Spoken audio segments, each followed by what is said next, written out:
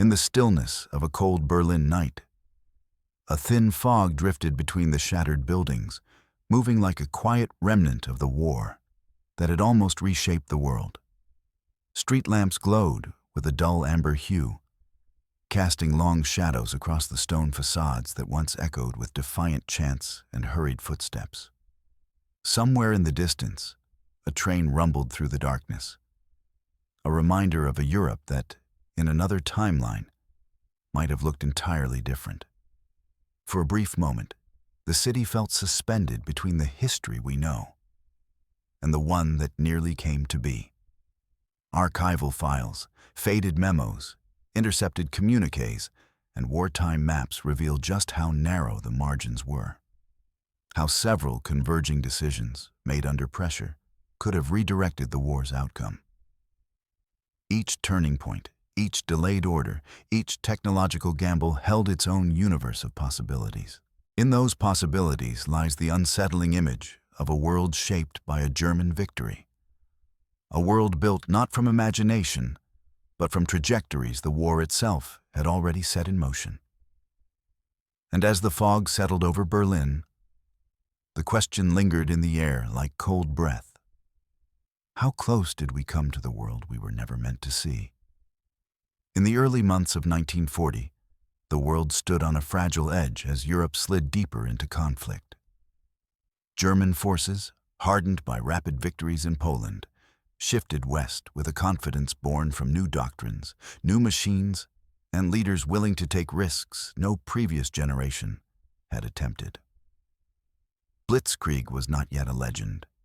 It was an experiment, one that seemed to succeed wherever it touched. Across the Channel, Britain braced for a catastrophe that many believed was inevitable. France, still haunted by the memory of the First World War, prepared for a defensive struggle along the Maginot Line. Unaware that the decisive blow would come sweeping through the Ardennes, a place its generals deemed impassable.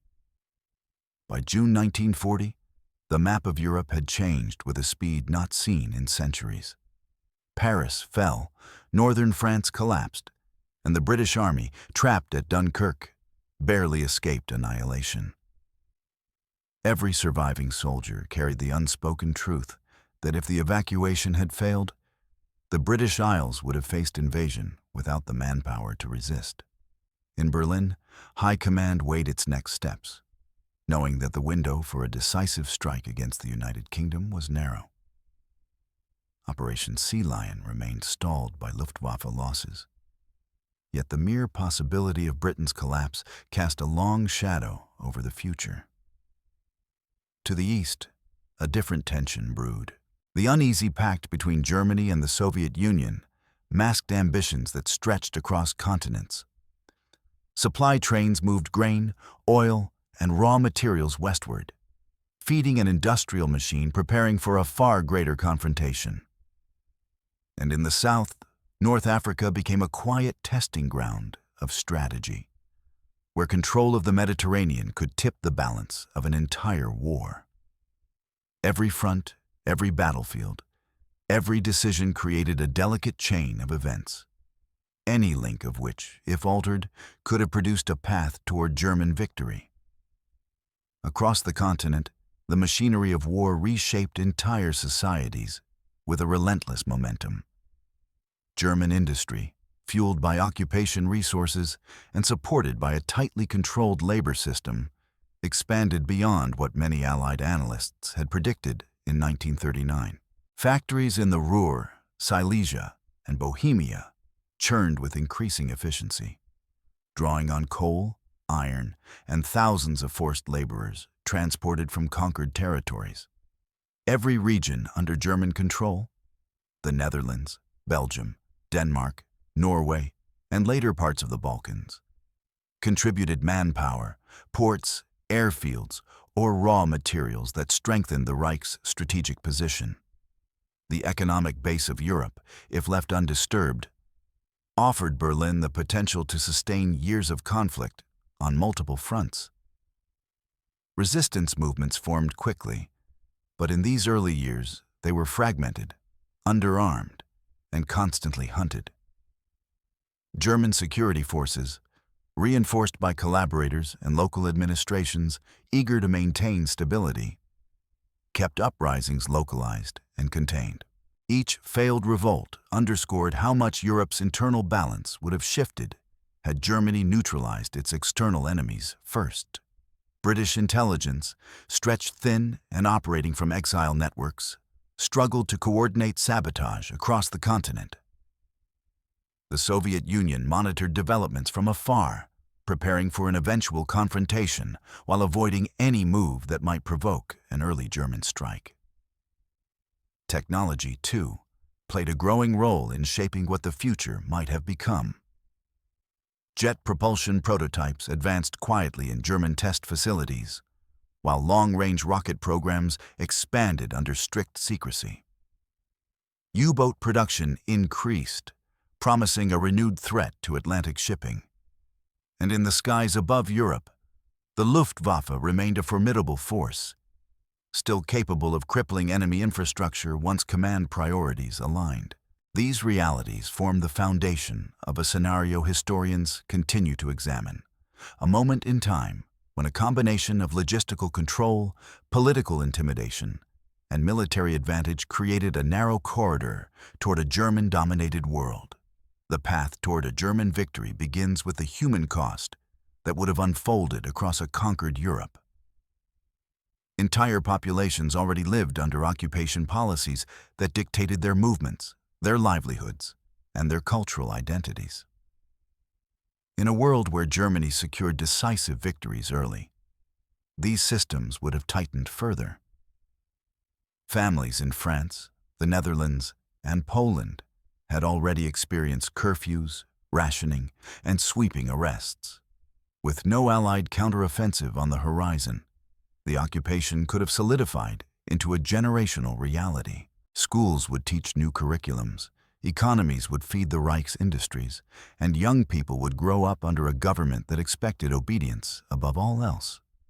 The fading hope of liberation, which in our history fueled organized resistance, would likely have diminished under a long-term, unchallenged German presence.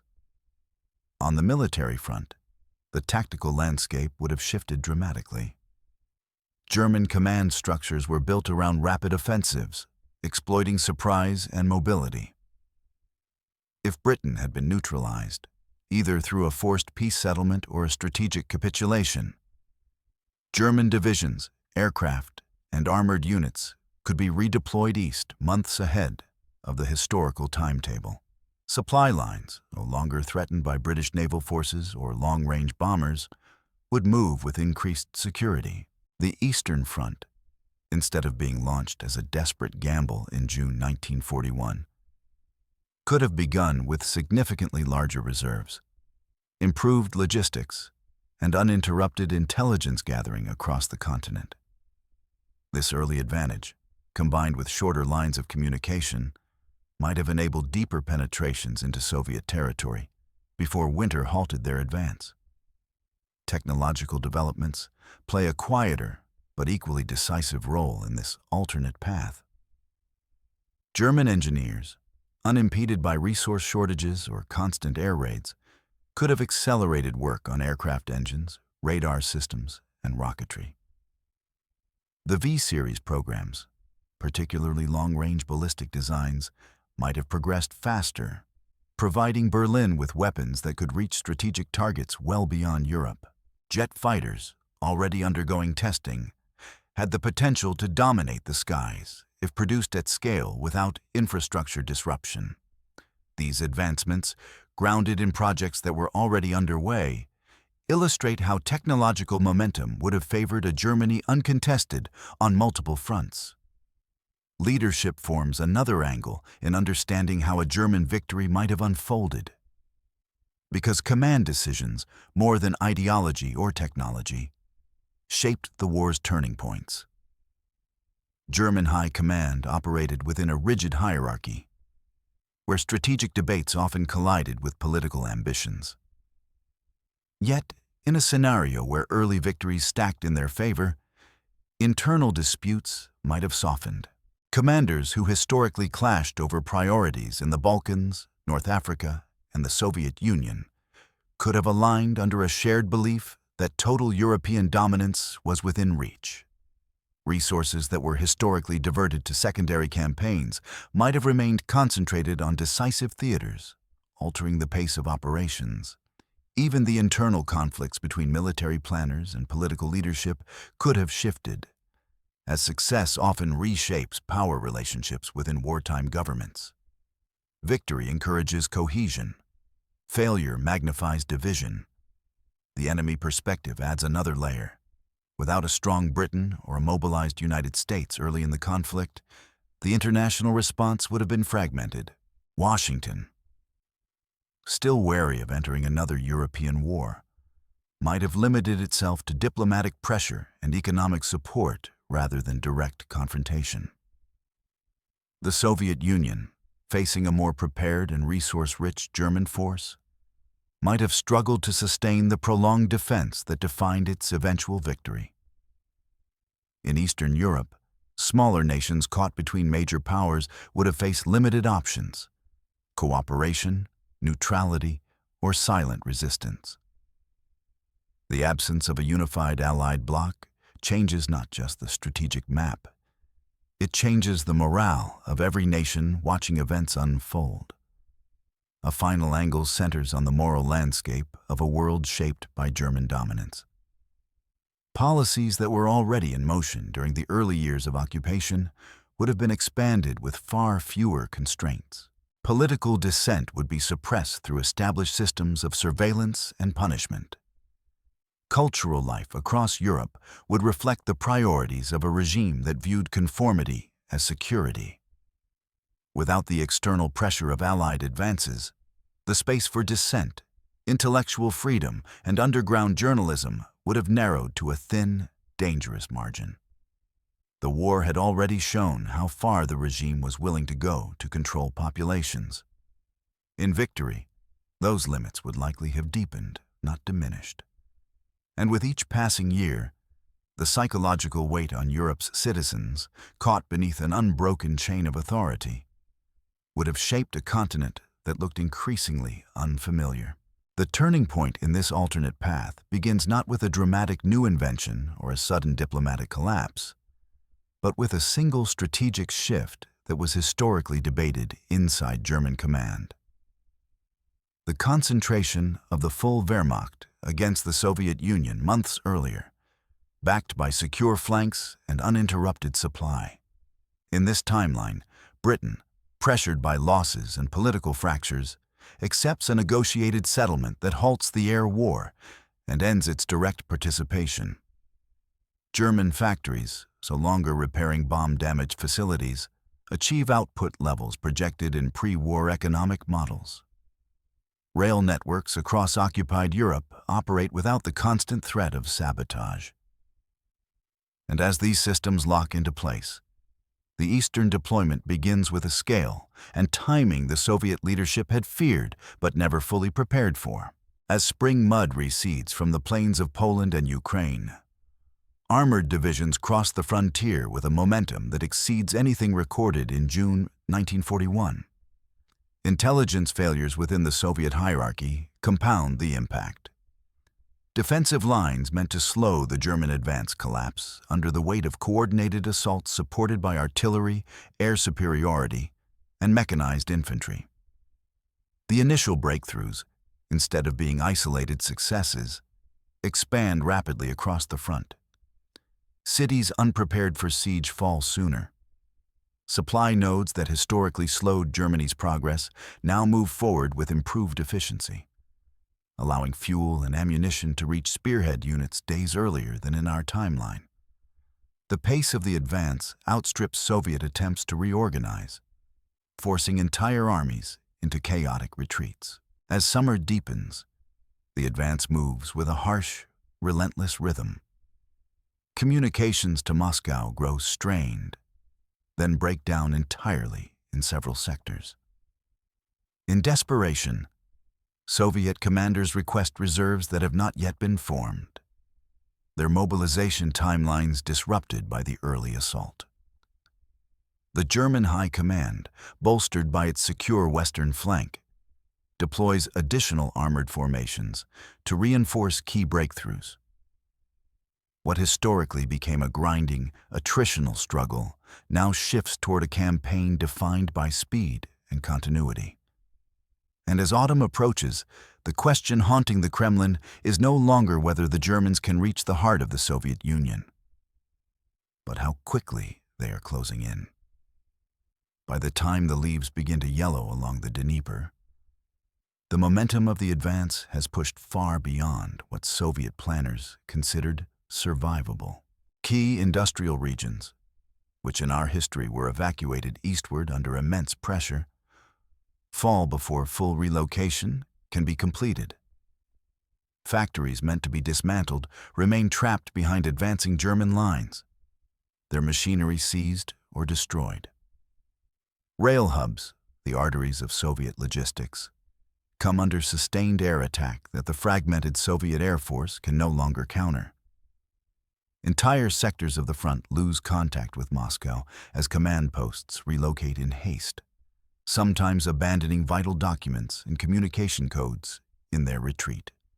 What was once a defensive line becomes a scattering of isolated pockets, each fighting without the larger picture, each slowly overwhelmed. The approach toward the capital accelerates as reserves arrive too late to stabilize the collapsing front. Soviet leadership attempts to consolidate forces along the Volga, hoping to form a defensive barrier anchored on geography rather than manpower. But the divisions reaching these positions are exhausted and under strength. German spearheads exploit the gaps, moving with a calculated precision built on months of unbroken success. The psychological shock spreads as rumors outpace reality. Rumors of cities lost, of armies encircled, of entire regions now under occupation. With every passing week, the chain of command weakens, and the ability to coordinate a coherent defense slips further away. When the decisive blow finally comes, it does not resemble a symbolic storming of a capital. Instead, it arrives through a slow suffocation of the Soviet state's ability to function. Administrative centers fail, rail schedules collapse, fuel reserves run low, messages between military districts go unanswered. And as winter draws near, the front that once stretched across continents contracts into scattered, disconnected remnants facing a force that has not yet reached the limits of its strength. The turning point has already passed. The collapse is no longer a question of if, but when. And as Europe braces for the consequences of a Soviet defeat, a new order begins to take shape across a continent reshaped by victory. In the weeks following the collapse of the Eastern Front, a heavy stillness settled across the conquered territories. Cities that had once echoed with evacuation sirens now lay under the controlled hum of occupation offices, troop convoys, and administrative detachments sent to establish order over regions larger than anything Germany had governed before.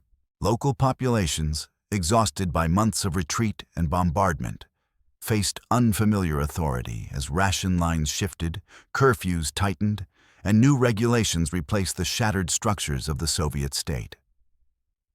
In rural areas, where the war's violence had swept through without pause, families watched as military patrols passed along roads that only months earlier had been dirt tracks leading to fields and villages untouched by distant politics. The sense of uncertainty ran deep, reinforced by a quiet understanding that the world had changed faster than people could grasp. Across Europe, the strategic consequences unfolded with equal speed. With Britain neutralized and the Soviet Union defeated, German command redeployed divisions westward to fortify the continent's coasts and borders. The Mediterranean, once contested fiercely, shifted under new diplomatic arrangements as regional governments sought stability rather than confrontation. Resistance movements, deprived of external support, struggled to maintain communication or supplies. In France, Norway, Poland, and the Balkans, isolated groups attempted sporadic actions, But each effort faced overwhelming security responses rooted in a vast network of surveillance and collaboration. Without an advancing Allied force to inspire hope, many movements dissolved into secrecy, waiting for a future that no longer seemed certain to arrive. Economically, the continent began a slow, calculated reorganization. Industrial centers in the Ruhr and Bohemia expanded production corridors into the newly occupied territories, drawing resources in patterns designed to serve long-term planning. Oil fields in the Caucasus, mines in Ukraine, and agricultural regions across the steppe were integrated into systems that prioritized the needs of the Reich. Transport lines lengthened, secured by garrisons positioned at rail junctions, ports, and river crossings. Factories damaged by years of conflict were repaired not for local benefit, but to feed a central industrial machine already operating at unprecedented capacity. The scale of this restructuring carried its own quiet force, reweaving the economic fabric of Europe into a single, dominant framework. By the following year, the human and cultural consequences of total victory became increasingly visible. Cities were reconstructed under strict architectural and ideological guidance, designed to reflect a new vision of order. Languages, curricula, and public ceremonies were standardized across occupied Europe, instilling a sense of permanence in the new regime. Populations, once mobile and resistant, were increasingly confined by administrative controls, checkpoints, and identification systems that tracked movements with unprecedented precision. The psychological weight of prolonged occupation reshaped communities, as citizens navigated a world where survival depended on conformity, collaboration, or careful invisibility. Generations began to grow up knowing only the structures of control, unaware of the freedoms that had existed before the war. Science and technology continued along accelerated trajectories, though now entirely under centralized direction. Rocketry programs, jet aircraft production, and long-range artillery received uninterrupted attention, no longer hindered by partisan disruption or Allied bombing campaigns. U-boat designs advanced, threatening maritime trade in ways previously contained only by the combined strength of the Royal Navy and American convoys. The combination of industrial efficiency and technological progress created a military apparatus whose reach extended far beyond Europe's borders, capable of projecting influence across oceans. The tools of war became instruments of permanent dominance rather than instruments of temporary campaigns. Strategically, the geopolitical map was redrawn. Borders shifted to reflect occupation lines. Puppet states and annexed regions, all reinforced by a military presence designed to prevent dissent. Populations in the east were moved, resettled, or integrated into systems aimed at sustaining the Reich's long-term objectives. Diplomatic relations between neutral nations and Germany revolved around negotiation under duress, while the United States, limited to economic influence, watched as the global balance tilted sharply in Berlin's favor. The world, once a network of competing powers, now existed under a single dominant authority, its rhythm dictated by logistics, ideology, and unbroken control of military and economic power. And in the quiet spaces between cities and battlefields, the human cost of this order accumulated silently, shaping a Europe that had never experienced true liberation. As winter settles across the continent, a cold calm envelops cities and fields alike. Smoke rises from chimneys in orderly patterns. The hum of trains moves steadily along repaired tracks. And life continues beneath the shadow of a victory that reshaped nations. In this world, the familiar rhythms of daily existence persist. Yet every street, every office, every classroom reflects the imprint of a singular authority. The possibilities of resistance and freedom, once vivid in whispered conversations and underground presses, now feel distant, almost unreal. History, in this version of events, has taken a path that never intersected with hope's return. Yet even in the silence, traces remain. The memory of choices unmade, the awareness that the world we know was only one of many possible outcomes. In the quiet of a continent under unbroken control, the question lingers not in actions, but in imagination. How fragile, how close, and how profoundly contingent is the freedom we often take for granted. And as the fog drifts once more over Berlin, the answer lies not in what was, but in what might have been.